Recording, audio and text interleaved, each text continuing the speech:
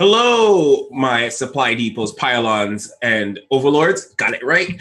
Welcome to this episode of Inside the Champ, the talk show where we mine for insights to make your StarCraft life better. I'm your host, Draken, and I am joined with my co-host, Dave Endersword. Dave, how are you? I'm doing pretty good today. And you? Good. I think I'm actually hearing myself. There we go. Doing pretty good. Because we are on like episode 37-esque for prime number. Yeah, made it further than most StarCraft related shows. Yeah. Don't make it past 10. But on this episode, we're going to unmask SC2Unmasked. And to do that, we have Ryan Simra. Ryan, how are you? Hey, I'm doing all right. How you doing? It's good. Thank you so much for being on the show, Ryan. You are the creator of SC2Unmasked. Why don't you give us the 30-second pitch of what SC2Unmasked is for those who are uninitiated and don't know anything? Okay. So, I could start off with how the site got started. Basically, the idea. No. I'm gonna get you into that. I just want to know, like, if just what is it? What is? In case no one's ever been there. Okay. Well, basic idea of the site is it's a ranking site for StarCraft that shows the streams that are live by the ranking of the player, rather than like the traditional way of doing it by view counts. Right. And aside from that, obviously, the name of the site comes from the idea of taking barcodes and telling you who they are. So that's a major feature of the site. That's what most people know it for. I think that's definitely one of the things that most people, when they go to the site, that was like the first thing they were searching for. But now let's jump into that idea. What is like the story behind the idea of the website? Were you like harassed by a barcode? Like I'm hoping that's like, like the original story, like beat you up, nameless player. I guess I was always just interested in, the whole concept, Smurfs and all of that, like who everyone was, who I was actually playing a lot of the time. Especially when you start getting better, it's like, man, I really wish I knew who destroyed me there. Some of it's like an ego thing, right? But, I mostly started the site before I was even close to that good. So I was just like a really big fan of a lot of the top streamers. I watched a ton of streams all the time for StarCraft. And I was always like trying to track down like what's their account information, and I would usually be able to find it pretty easily if they were streaming, and so I just kind of got used to like tracking who all these accounts were and stuff like that. So I already knew a lot of that information before I even ever started the site. Wait, are you talking about like the account information of the streamer you'd be watching, or the account information of their opponent? Both actually, but usually it was focused on like who they were, and then sometimes I wanted to know like what the build was or stuff like that. So I would usually try to track down their in-game profile just from the stream, and so I got pretty good at that long time ago. Wait, hold on. So let me get straight. So from watching the stream, you'd figure it out, and then what would you do? Would you backwards engineer? Yeah. So the resources. This was when the game first came out, pretty much. So, like Idra and stuff. So I didn't always have the best ways of finding all this information. And one of the ways that I did was to, it was a lot easier with Grandmaster players, but sometimes like track down who they just play against and then like look it up on a ranking site, on battle.net website, and try to find out like, where the hell is this account? Like, how do I find it online? Whether it's through like clans or like there's someone else in that like division who has a clan, so I could find them that way, and I find out they played against the person. It was like really convoluted. So it's way so almost like Facebook stalking, but through BattleNet. Nice. Pretty much. It was kind of like that. And a lot of the time I just used it to like find what builds a lot of the pros were using on ladder. Like life and stuff like that. It was really cool. Sore subject, but back in the day, it was a lot of fun tracking down my favorite pros. Like, what builds are they using? What could I try to use? Like, how would you get that information though? Like from just getting their match history. Just from the match history. Yeah. At the time, it was just that. Yeah. Nowadays, you can obviously using SC2Unmasked, you can even grab the replays from your favorite player or something like that through the links that it provides. Okay, that's such an interesting, humble beginning. So from there, you got this idea. This is like, what is it, 2015, when you got this like idea to turn into a full site, or? Well, I mean, I guess at first it started. I mean, aside from what I just described, I wrote like a little, just really simple app that would go through drop.sc and try to find, like, if someone changed their name, you know, it would find all of their previous names through that. And so sometimes that was a pretty useful way. Nowadays, I just automatically track it with SC2Unmasked. But back then, that was kind of my way of finding like who people were. So I made an app that did that, and I distributed it to a bunch of pros. And it was pretty cool. But ultimately, drop.sc shut down. And I think that's around the time when I decided, you know, maybe I should just turn this into a website. Well, that's like 2015, 14? 14, I guess. Yeah, it's been a while. So the site's been around for about 4 years. And then you did like a Kickstarter, and you got like funded through that. Yeah, I guess that was July 2015. So I guess really development on the site started early 2015. The site has like the code base for the site, not the app I was talking about, but the actual code base for the website that exists now. So yeah, 2015, I guess. Dave, have you ever been like had that itch to like discover a barcode named player? Not, I mean, for as a fan, yes. Not as a, like, people that I'm playing, they're not anyone anyway. so well, sometimes fine. you'd be surprised. What level are you at? I'm like Diamond 2. Yeah, so, like even at that level, some like, you know, you'll see some streamers at that level and stuff like that. So occasionally the site does track that. I guess I've run into like occasional people. Like I played like Liquid Sea once when he was climbing up North America or something. But yeah, they're usually the ones that just absolutely stomp you. But I've definitely used it for like, particularly like when there's like the ladder races or something going on, just to see like what the rankings are and stuff. It's more as a fan than as an actual player trying to learn anything.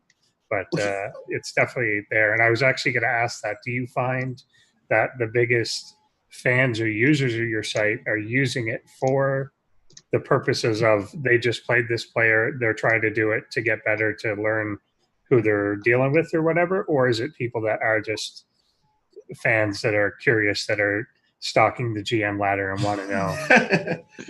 Well, the view or the user base of the site is definitely large enough that it's not just pros and casters, but that is, I would guess that most of the most active players are in that, or the users rather, are in that group, or one of those two groups. For what do you think is a larger one now?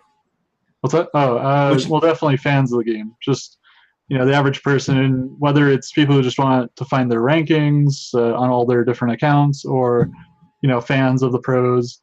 I would say in general, it's used by just a hell of a lot of people who love the game.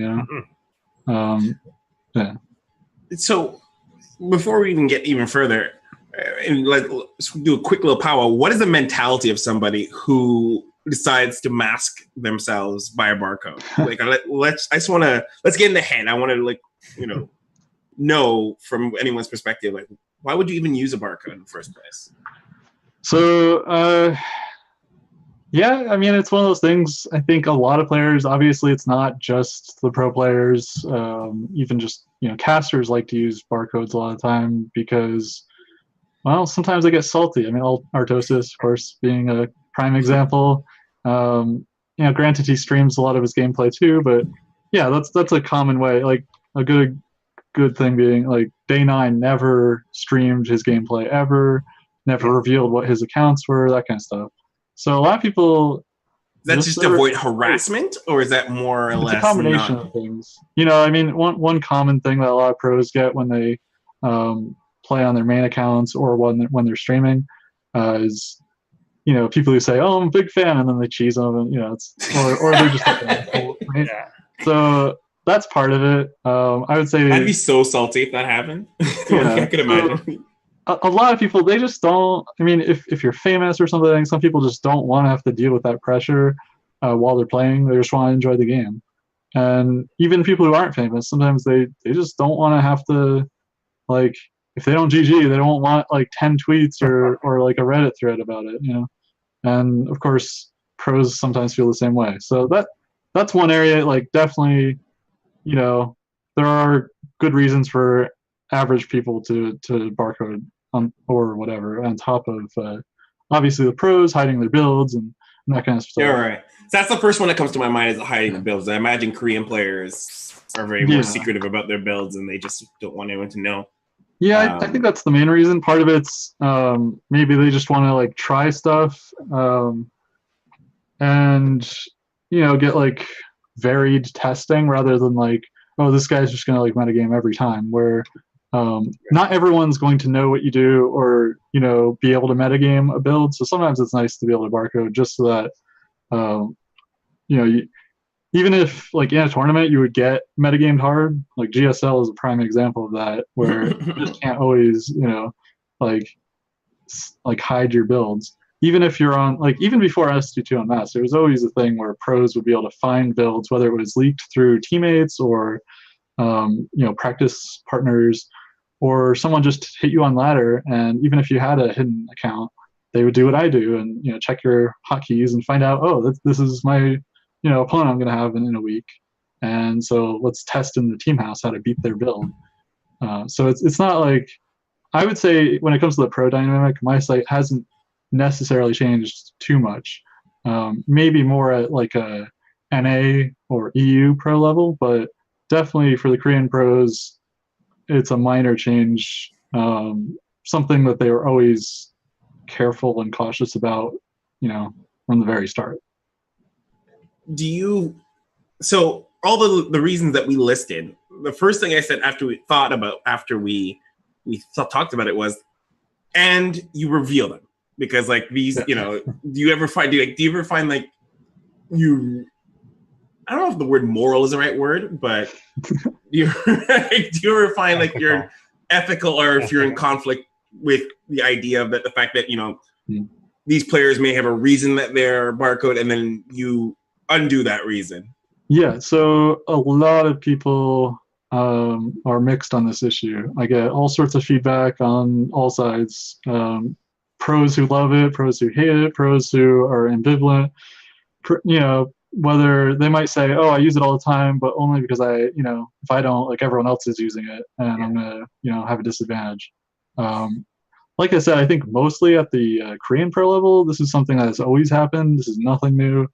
And maybe it's slightly easier now, but this is nothing new for them. They're used to their builds being leaked or being known, like, when they're playing and stuff.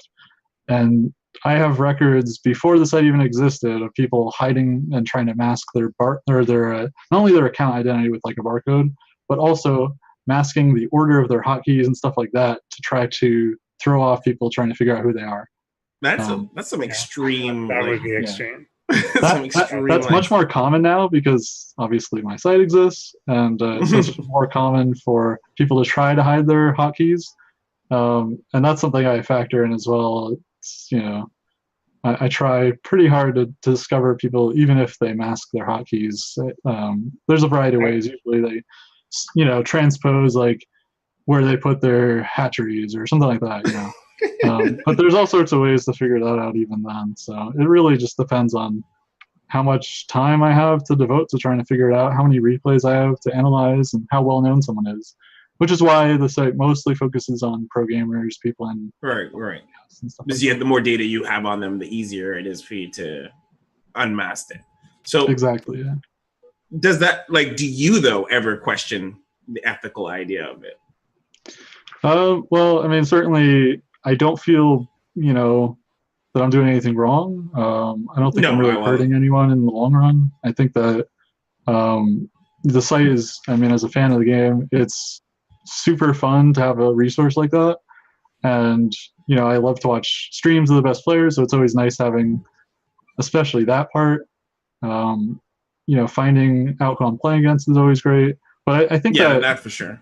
As far as ethical issues go, I have had like people who donated to the site in the past, or, you know, pro players try to approach me and say, hey, you know, like, I don't want my barcodes, you know, revealed. Like, I'm trying to prepare for a tournament. Could you remove it? And I always have to say no, because I'm not just going to give anyone special treatment. Right, but the minute you do that, then I might as well take down the whole site. Unethical, really.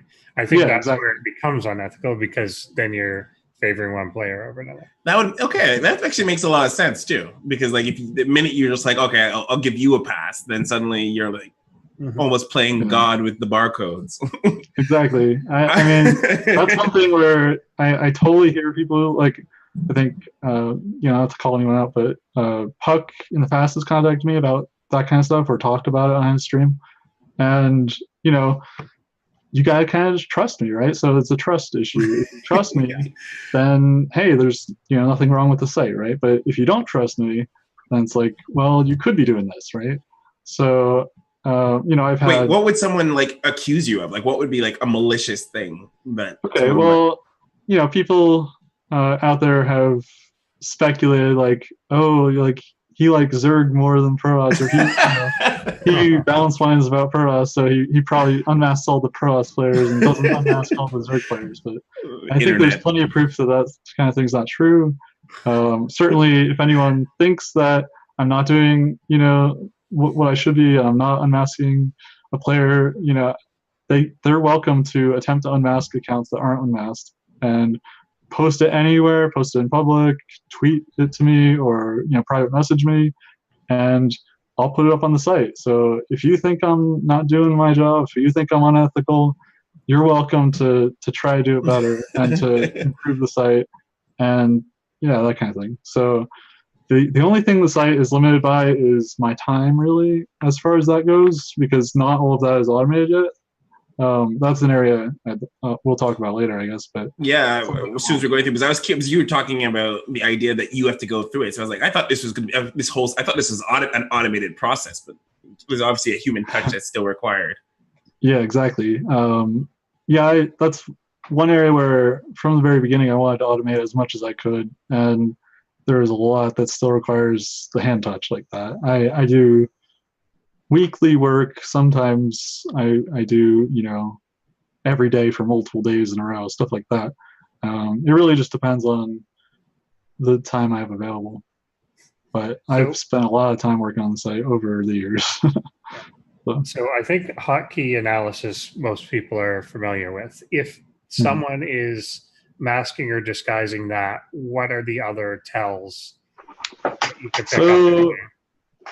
I don't always want to give away all my secrets, but no, sure, for sure. You know, this is why, like, I usually tend to answer these kind of questions, or you know, if people ask.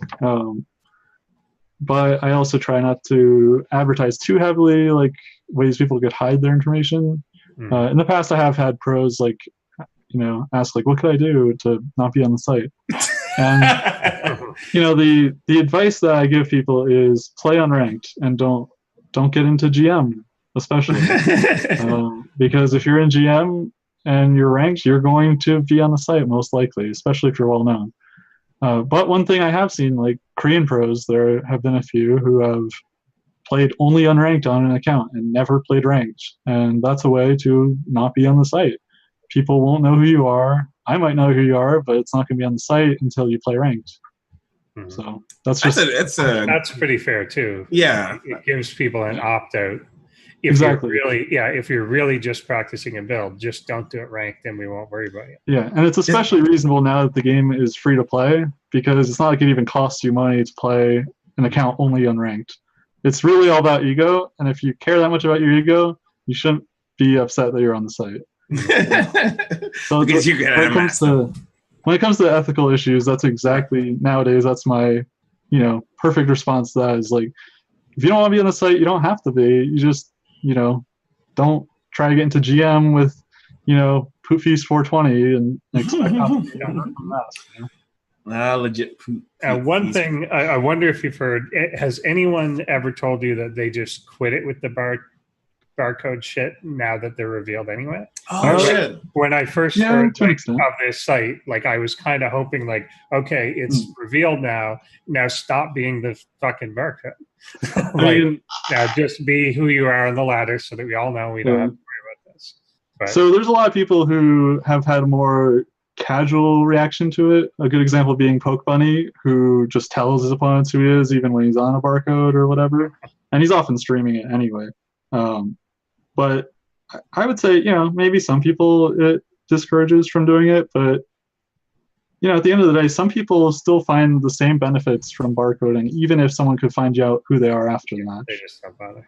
Look, you made a great point, Dave, because my initial reaction would be that it would reduce the amount of barcodes because it removes the value of barcodes. But if people are just like, whatever, I'll barcode anyways, then they're counting on that their opponent won't go looking it up later. Right. So one thing actually I do think that has had an impact, especially on the Korean ladder.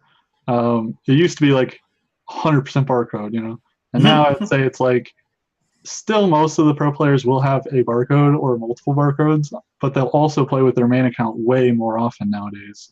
And a lot of that is the ego returning, where it used to be like, you would see, the top 50 would be 49 barcodes, and then you'd see like beyond at the top or something like that. Like one random player would be like, yeah man, I'm rank 1 on ladder, and everyone else would not care. But nowadays everyone knows who's on the top, and it's just more fun to like look at who's on the ranking list. And I think that a lot more people are willing to like just use their regular name and put their ego out there and be proud of their rank rather than trying to hide all the time. So it has a positive impact on it, but I would say there's still a lot of barcodes. And a lot of people, even when they go unmasked, they'll make a new account. And then they go unmasked and then they make a new account. And that was true even before free-to-play, so they would just buy new accounts all the time. And nowadays, with free-to-play, we still see it. But I think a lot of people have just embraced the fact that they're not going to often be able to hide forever. It feels like comparing the three, it feels like Europe doesn't care. It seems like when you look at their roster, it's just their name. Like they're just like to an extent to be like there definitely are less barcodes on EU Grandmaster Ladder. There are a lot, but there's less, especially towards the top. Sometimes you'll just see like Cyril has 3 accounts in the top 5, and it's like but they'll usually still at least play 1 on their main account. Often for those people, a lot of the time they start new accounts so much is because they can't match up with anyone when their MMR is too high. Beyond is a good example of that too. And so I think that my site has an impact on that to an extent, but there's also just a ton of people who struggle to find a match, and so they just start new accounts. And that's always been the case in the game. It's a good problem to have. Yeah. Now, I know that you've said that what you don't believe that you're not doing anything wrong per se, but has Blizzard ever said anything to you about the site? No, I would say that I do feel like maybe the site is considered in a gray area or that kind of thing. It's always hard to tell exactly the perceptions people have. From a Blizzard, terms of service kind of point of view, or like? Oh no, definitely not. It's more like whether or not they think it's a good thing for the game. I think that okay. When I don't get much support officially, that kind of stuff.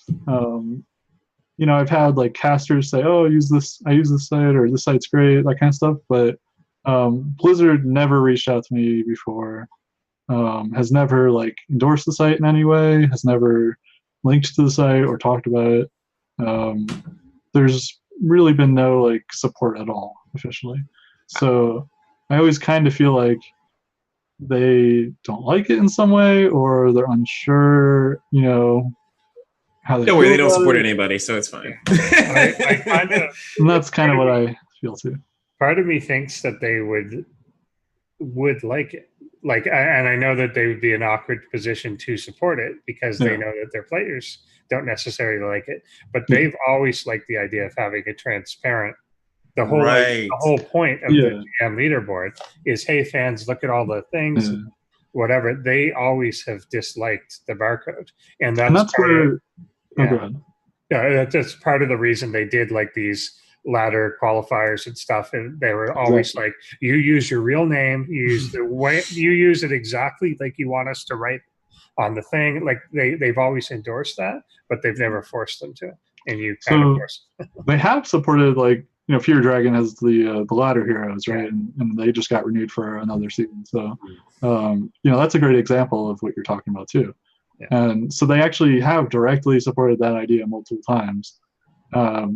I think that part of what maybe drew attention away from my site, and again, like you said, hey, maybe it's nothing personal. Maybe they just, they can't support everything out there, or they don't always bother. And I think it's definitely a combination of things like that. It could just be like, hey, they're not going to, throw money at everything out there, or they're not going to even, mention everything necessarily. A good example being like SC2 Replay Stats is an amazing site. I highly recommend. Obviously my site draws a lot and relies quite a bit on their resources. And the creator of that site is an excellent guy, puts his all into it, and doesn't make any money from it. He got a little bit of support one time from Blizzard officially, and that was it. So I'm not gonna, expect more than him certainly. That's Breath, right? Breath 20. Yes, exactly. We did an interview with him. SC2 Replay Stats is fantastic. Yeah. Absolutely. And he's a great guy. He's helped me out. I've reached out to him and we worked together on various things, or whenever something's kind of going funny with the official API that we use to get information on the game, he either asks me like, oh, what's up with this? Have you figured out what's wrong with this, or that kind of thing. And so we've worked together to keep both of our sites going just as strong as we can. So I guess kind of forgot what the question was. I'm sorry. I forget at this point. Oh yeah. So well, I think when I first introduced the site, so it even like the Kickstarter got removed from Reddit. It was like really? top of it was top of the page or whatever, most upvoted, and then it got removed by one of the admins, and they said, like the site lists like people who are map hackers or something like that, and even though there was evidence listed, they didn't like that. So I get the feeling that might be part of it. That's one thing that the site used to do a lot in Heart of the Swarm when it first came out, because Heart of the Swarm had a major problem with map hacking. And so I tried to, list resources of evidence and stuff like that for any time someone was cheating. It's something that I don't really do much anymore. Part of it's because there really isn't a whole lot of map hacking in Legacy of the Void anymore, as much as the was. So, aside from the Avillos out there just isn't much of a problem. Every now and then there are like a few map hackers, and we've seen some evidence here and there in Legacy of the Void, but it's super uncommon. And at the highlight, you don't see like, Deezer at 90-1 and Grandmaster. You don't see stuff like that anymore. Do you reveal like map hackers? Like, was that part of the site or something like you did, or do you just have evidence that people could reference to? Like, so it was, I mean, I would, I guess it all started with that Team Liquid thread that always tracked like map hackers and stuff and accusations, and I would often check that and try to verify like, is someone actually cheating? Are they like stimming towards a unit in the fog of war that they never saw coming? Stuff like that. And I was very selective, and a lot of the accusations are gonna be false or ridiculous or people just upset. So I always tried to be really careful to verify that and use multiple replays and that kind of thing. So without revealing, sorry. Actually, go ahead. No, good. Okay. So a good example, I guess, Patch Toss, right? When that whole thing exploded and Guitar Cheese had the evidence, I knew all of Patch Toss's accounts, and I listed all of them as map hacker and gave the evidence. And oddly enough, he's come back and started playing again. So it's one of those things like I keep track of that, and I try to still, keep it out there. But it's one of the areas I noticed that is not very rewarding for the site. It's something that takes a lot of effort, and it's not something a lot of people really appreciate or care about. And it really just ends up which is causing odd. controversy. It's like, like I still get a ton of hate and stuff like that. Really? Because of the player who Blizzard banned for map hacking from WCS, and yes. Yeah, like I still get hate over that because this was a young kid who was trying to be a pro gamer, and he was caught map hacking and got banned from WCS, and I still get tons of hate over Why that. do you get hate? Like, what part of that story did you fall into?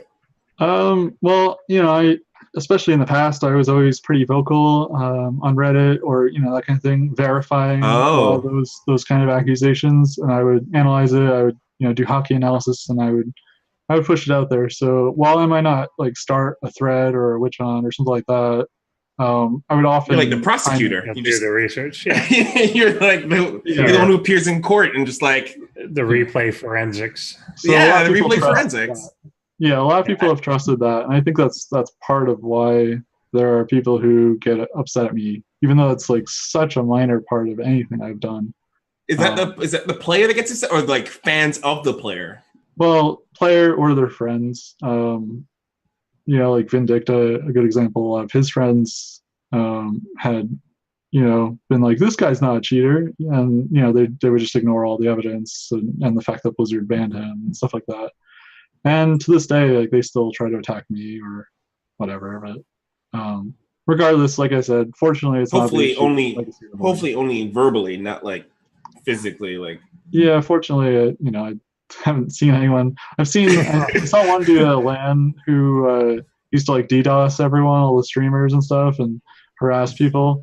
But when I met him in person, like he was just a normal guy. Yeah, that seems to happen. Yeah, suddenly you're in person, they're not like loud anymore. Oh, the keyboard warriors. Yeah, like this guy had been kind of bothersome online, but then I met him like a year ago at DreamHack Denver, and we played in like I guess top 4, and he beat me, and he just came over and shook my hand and said, "Hey, it's nice to meet you," and that was it. So that's one thing to remember. Like even the people who could be like a dick in the game, even someone like a Villo, often you hear like, "No, I met him in person and he was a great guy." So yeah, there are people who do bad things online, but you always got to remember they're a fan of the game, and they didn't kill anyone, right? So like they might be kind of a nasty person, but yeah, well. But you always got to remember, like these guys are fans of the game. Like someone like Combat X, right? Like he might have been a dick a lot of the time, but we know him. He was also a guy who had a genuine passion for the game and tried to promote it as well. So it's so easy for, especially on Reddit, like people to make a villain out there. We even get those ridiculous threads like, "Oh, this pro didn't GG on ladder," and it's like, come on, man, like who cares? It's the guy was like, have you ever played the game? Come on, like obviously not everyone's going to be super sportsman like all the time. Every time, even in tournaments, we've had someone like Ryung who's very well respected. He was balance whining, in GSL, right? So, or I guess it was GSTL, right? So, you get all those kind of examples too. But one thing I guess it's taught me not to judge everyone so heavily, and to to be aware, like people make mistakes, and you gotta be willing to forgive them as well. Well, you have the unique perspective of seeing a lot of like I would like to say the behind the scenes of that player. I guess you get a lot of like their data in many regards, and you can see kind of like a pattern if you needed to, like the all-seeing eye or the engineer, architect of our StarCraft ladder. So why don't I wanted to do like a little run through of the site. Okay. And for those who are not familiar with the site, and ask you a couple of questions about it. So, Tara, cue us up. Let's jump to the site. All right. So when someone first comes to the site, you know, you got your main page here. I noticed the portraits. What's up with the portraits? I'm always curious. Why feature the portraits? So this is an idea I will admit I blatantly stole from a Korean fan site, PlayXP, I think it was. They do like a... Well, okay, that was actually the achievements part of it. I stole from them. The popular portraits one, I just think it's kind of cool. It's information I have in my database. Figured why not show it? Unfortunately, right now it's something that's kind of broken. As you can see, like Carbot Marine and Carbot Zergling are wrong. You know, it doesn't show their Jim Raynor. there's issues that Blizzard has with their API. They like just screw up the data a lot. So it's the kind of thing. It actually takes like hours to fix mistakes that they made, and sometimes I just don't have the time to fix it. But that's a feature. I just like to see all the different portraits that are out there. There's just so many cool ones. Like,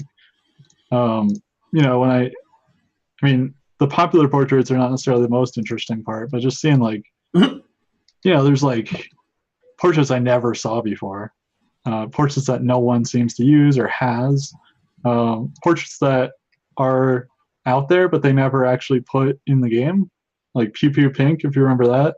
It's in the game. It's an asset that's in the game, but no one can access it. No one can use it. So, there's just like a lot of weird stuff I noticed when I was adding this feature to the site. And it's just kind of neat to have.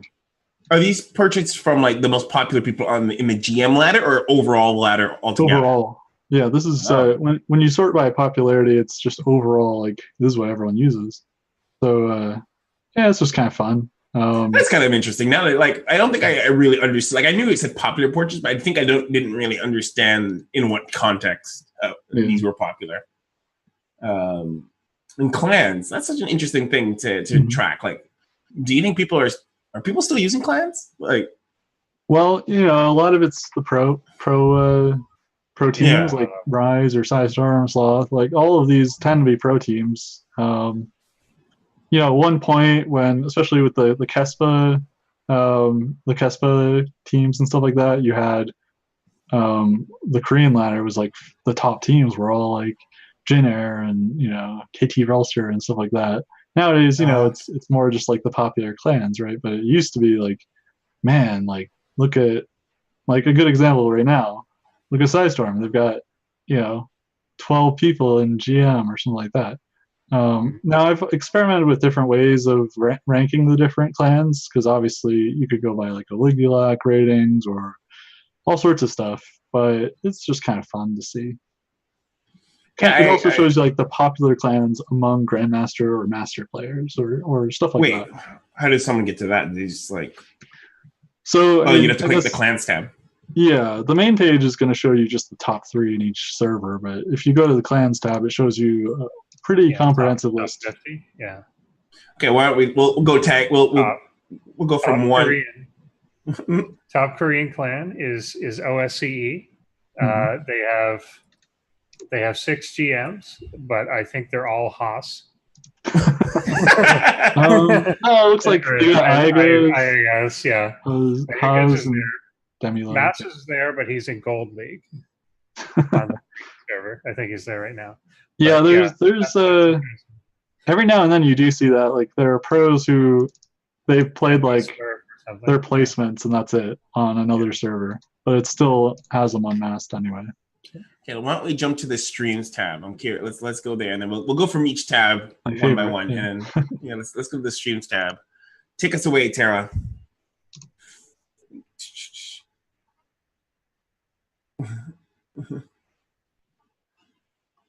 Okay. All right. So I like the concept, like the overall concept of this, to base everything on skill level, not or rank level, right. At least not popularity. When you find, you must have like some traffic information of people that come to the site. How many are looking at the rankings and unmasking, or how many are coming to this and using it as their primary selection for streams? So definitely the ranking aspect is the most popular part of the site, somewhat regrettably. Like that's not actually my favorite part of the site. My favorite part of the site is this page. This is what I use a lot. I use it all the time.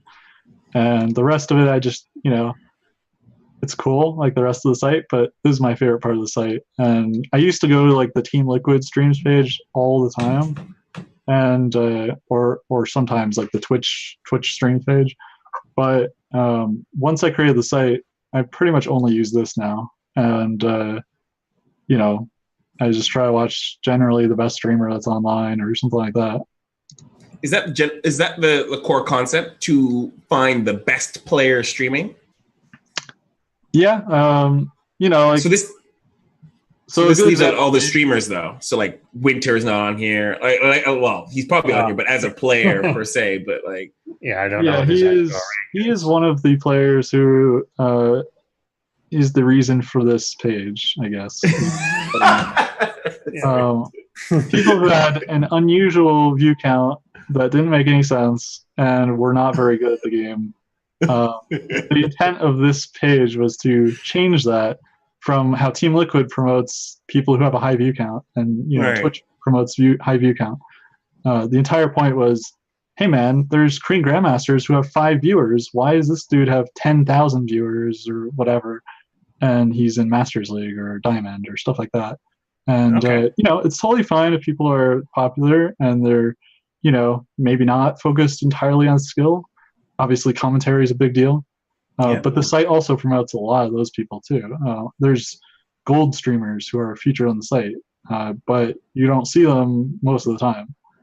Most of the time, you're going to see, because it's like top 20, I believe, streamers that are online, it'll show Top and Game Time and Pig. It'll show Rotterdam and Vibe and Nathanius, Harding. It won't necessarily show Diamond, although you do see a few Diamond Leaguers right now even.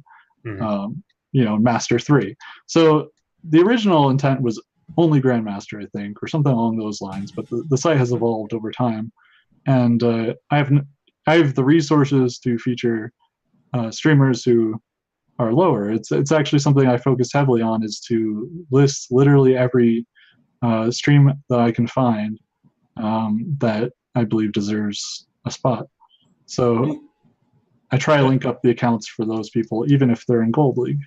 So I notice you have event streams as well. And right. Like, do you do that all manually? Like, how does that work? Or like, it's like, we're on there too. Yay! Yeah. So unlike Team Liquid, where that is, I believe, community members, admins that they have put on all their events, like a council. They do an amazing job with that. Unfortunately, that's something I don't really have the ability to do. But I feature streams that are not a player's stream. So like, for example, like you said, this show is on there. You have rerun channels, you have tournament channels, all that kind of stuff. Those are intentionally listed regardless of what they're streaming at the time. And that, unlike the player stream, is based on view count. So, unfortunately, I've had issues with some of the Chinese streams, which have unusually high view counts. It's hard to know even if that's like view buying or if it's just actually the viewership. But you need to unmask that. That needs to be your next mission. You need to unmask the Chinese streams that have 600,000 people watching. Give us the names of all those people.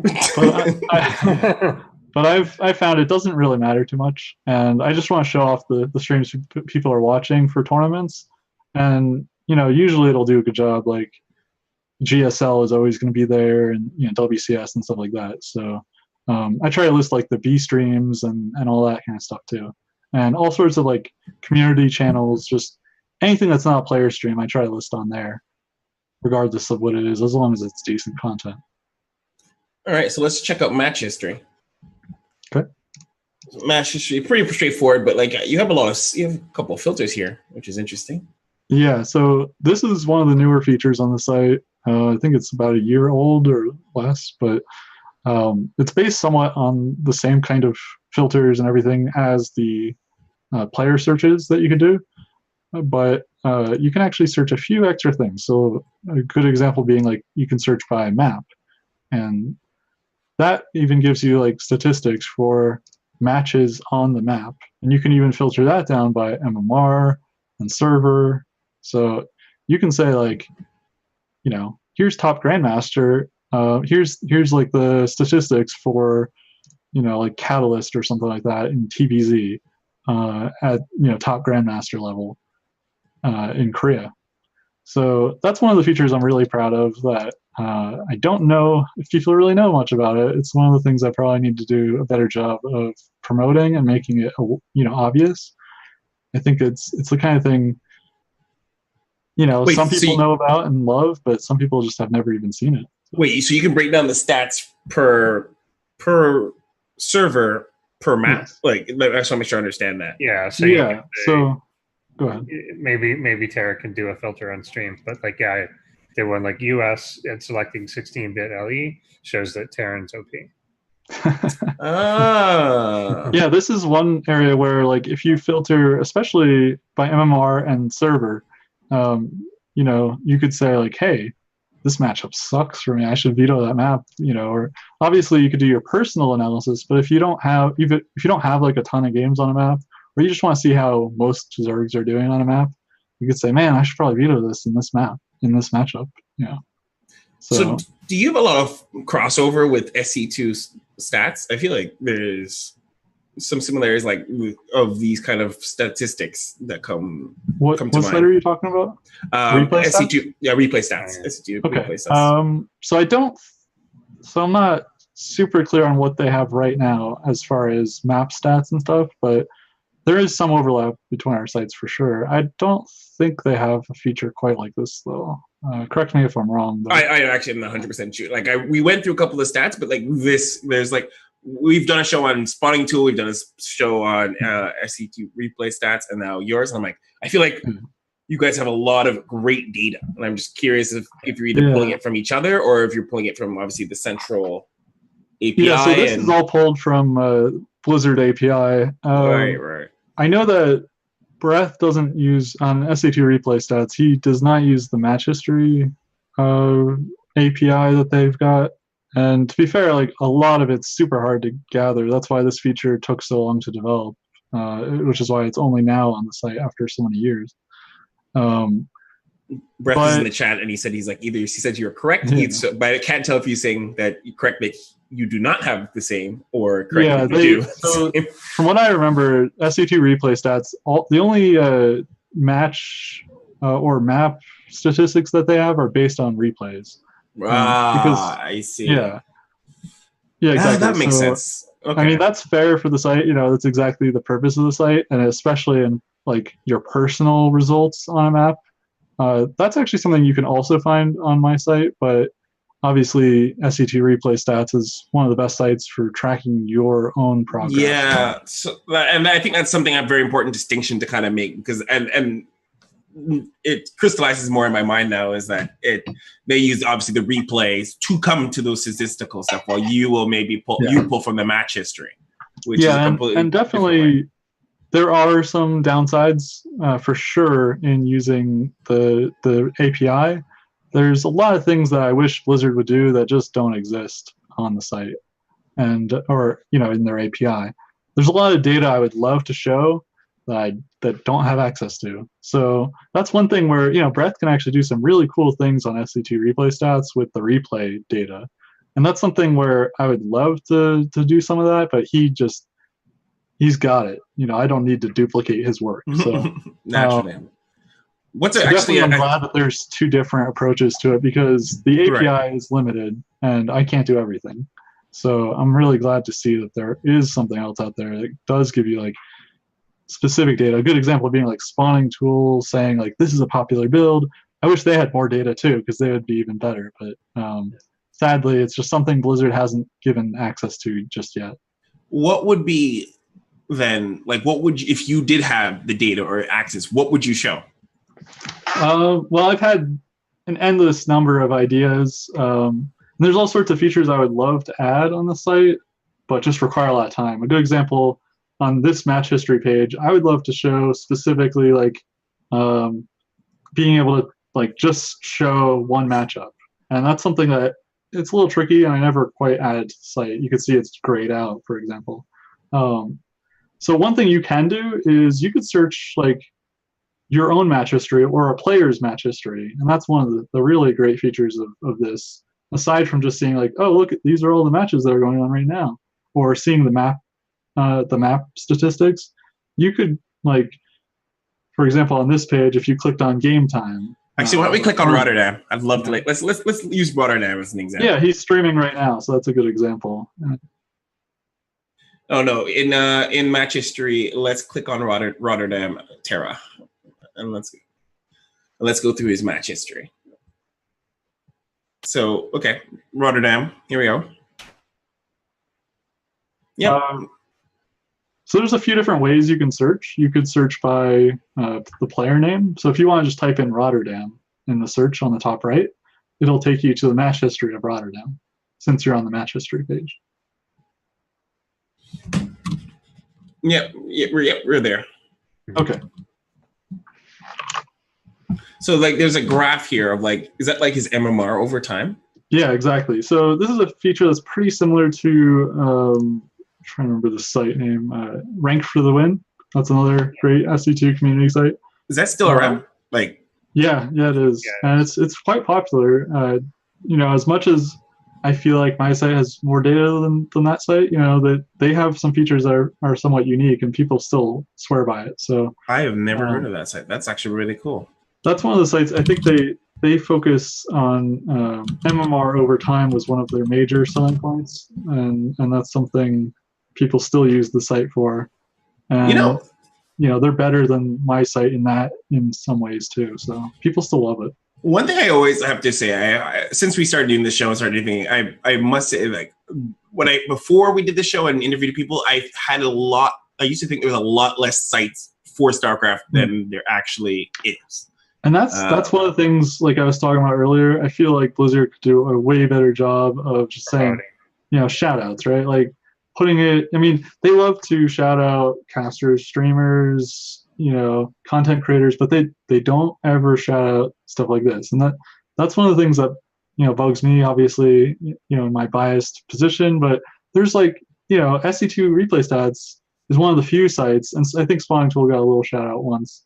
They got like really minor highlights, but that's really it. And they almost never provide assistance in any way, even like making the API better or fixing bugs in the API. This is something that most people who are involved with StarCraft community sites would verify and say, hey, I've definitely heard the same. 100% heard the same. Yeah, like, so, we all have a passion for the game, and none of us are doing it for a career. We're certainly not making much money at all, if even covering our costs. So, it feels like a bummer that there's not more support out there. It's also one of the things I feel like it's a perception, much like the community has a similar perception where, people might donate to a big streamer or to their favorite player or a team house or an event, but you just don't get a whole lot of support for something like the community websites that people put, hours and hours and days and months and years into. And they're very useful too, which is the worst part. Yeah. Tons of people use them. Fortunately, most of the people like us, we do it for the love of the game, and it's not about making money. It's not about like, getting all this attention or support, but it would be nice, right? Right. So, absolutely. One thing I would like to shout out, obviously we could do shout outs later, but I just wanted to talk about like the few support. I got a lot of support initially. The Kickstarter helped pay for all of the initial server costs. Unfortunately, it's been kind of a pain point over the last couple of years, especially just the site runs slow because of my hosting or whatever, stuff like that, or the site is down sometimes because of it. So you mean like comments from the community or people? Well, I mean just specifically like the site can struggle sometimes, but I definitely got a lot of support initially to get the site off the ground, and I still put a lot of work into it, and it takes a ton of effort. So it's the kind of thing, I have patrons. I have a small handful of patrons who have supported the site, and some of them have done it since the very start, which is really cool. It's really awesome. An example being like, I got to shout out Sidestorm Gaming. I have never given them any favors but you know, they have supported me, both KJ and a few of their players even. I've just gotten monetary support, but also just like people helping me out in general in various ways. So, you know, I gotta say, the support might not be dramatic and a lot of different people, but I've been supported very strongly by a handful of people, and it's really cool. Even though you might not get like the Maximus Black type donations or something crazy, it's still pretty cool just to see, like, you know, it may not pay for everything or you know, like that kind of thing, but it's even just that kind of support. It's just like, thanks, man. Like, I'm glad that you like what I'm doing. I'm glad you're, you know, willing to support it, and, you know, encourages people like us to do more work. You know, even if it's like really difficult or frustrating or time consuming, you know, it's the kind of thing like, you know, it gives you the motivation to keep exactly. pushing through. Right. Exactly. You know, I mean, even just hearing comments, right? Like people saying, "Oh man, I use your site all